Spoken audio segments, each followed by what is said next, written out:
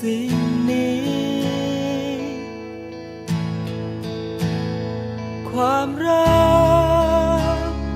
สร้างเธอมอบเธอให้ฉันคุ้มครองตลอดไปเจ้าคือดาวดวงน้อ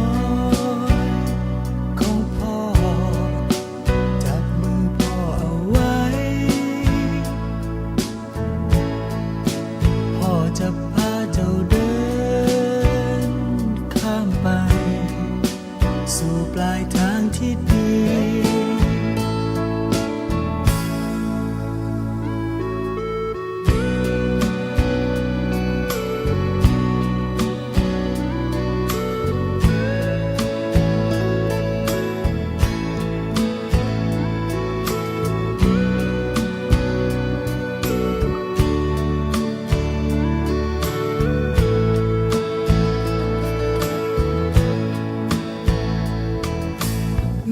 ยามร้องไห้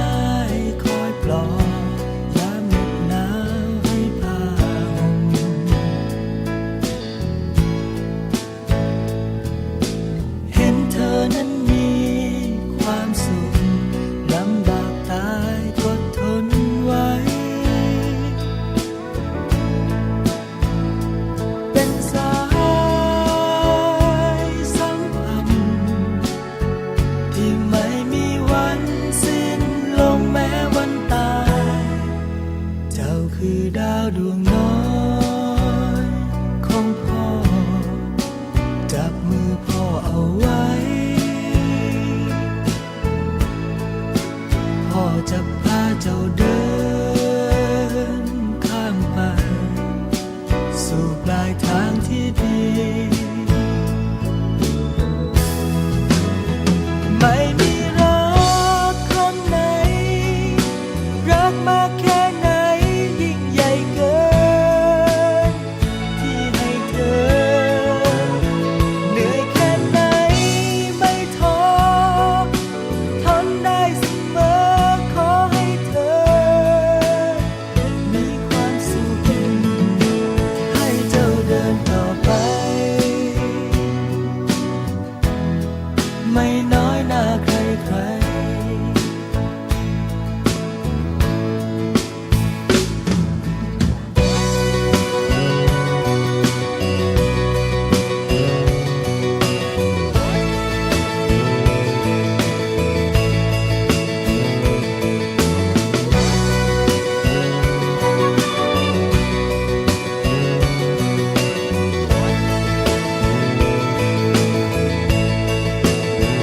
ไม่มีรักคนไหนรักมากแค่ไหนยิ่งใหญ่เกินที่ให้เธอเหนื่อยแค่ไหนไม่ท้อทนได้เสมอขอให้เธอมีความสุข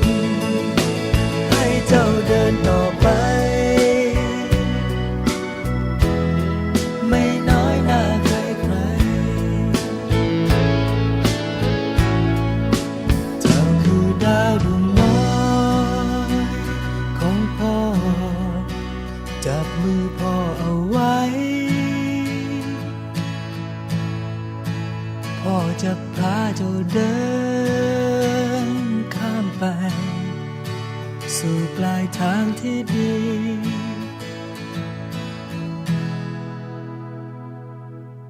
แม้รู้ว่าในสักวันหนึ่งต้องมีใครสักคนรักเธอ